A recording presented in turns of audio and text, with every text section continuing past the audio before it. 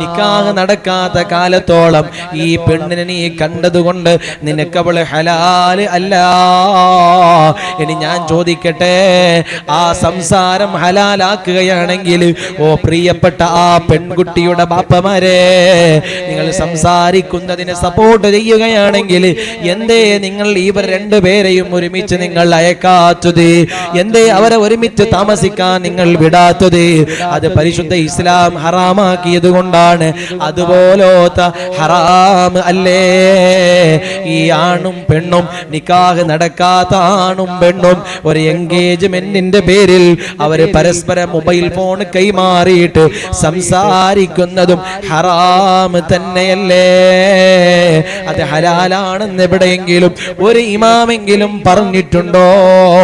ദീന് പഠിപ്പിച്ചിട്ടുണ്ടോ? ഹദീസ് പഠിപ്പിച്ചിട്ടുണ്ടോ? ഖുർആൻ പഠിപ്പിച്ചിട്ടുണ്ടോ?